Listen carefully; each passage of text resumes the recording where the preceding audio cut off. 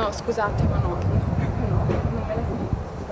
Erika, la figlia del professor Diego Lapen, si scusa ma non se la sente di parlare. Gli occhi rossi racchiudono tutto il dolore per la tragedia che ha colpito il padre, ex vicepreside dell'Itis Fermi, 71 anni, travolto in via Trento a Villorba mentre era in sella alla sua bici da una 500 condotta da un ragazzo di 18 anni. Quel dolore profondo ma composto che avvolge l'abitazione di via Diaz. Poco dopo arriva anche il fratello Tommaso. Vengo da un viaggio molto lungo, mi spiace ma preferisco evitare, grazie. Nella villetta di Ponzano è un continuo via vai di amici e familiari, nessuna voglia di parlare, forte lo shock per quanto accaduto.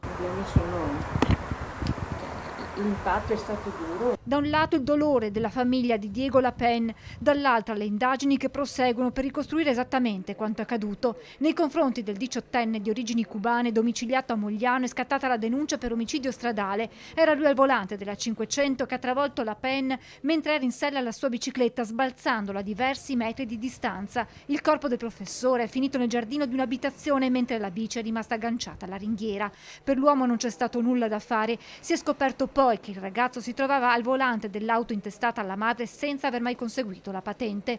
Così racconta il sindaco Francesco Soligo, tra i primi ad aver raggiunto il luogo della tragedia. Non ho avuto modo di scambiare parole con il ragazzo, al momento era molto scosso. Non possiamo tollerare comportamenti irresponsabili che mettono a rischio la vita degli altri. Chi si mette alla guida senza i requisiti previsti dalla legge commette un atto gravissimo e deve rispondere con pene esemplari. Ha aggiunto Soligo che questa mattina ha incontrato la moglie e la figlia della vittima. Questa mattina ho incontrato la moglie e la figlia del professore, le ho accompagnate per le pratiche burocratiche e la tensione è ancora molto alta. Diego Lapen per anni ha insegnato prima al liceo Da Vinci, poi all'Itis Fermi, di cui ha ricoperto anche l'incarico di vicepreside. Lo ricorda così una vicina e madre di una sua alunna. Come professore come lo ricordate? È buono, sì, buono, sempre disponibile, sì.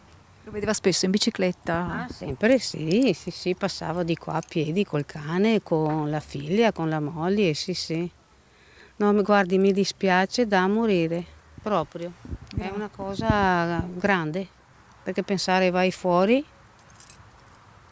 fare un po' di moto, diciamo, e non torni più. Anche gli altri vicini lo descrivono come una persona buona, gentile, spesso lo vedevano in sella alla sua amata bicicletta. Andava via in bicicletta e ho saputo la notizia, triste notizia insomma. Riservato, anzi non... purtroppo mi dispiace tanto perché sì, era una buona persona, parlava spesso, era buono. Lo vedevo uscire in bicicletta? Sì, vedevo uscire in bicicletta.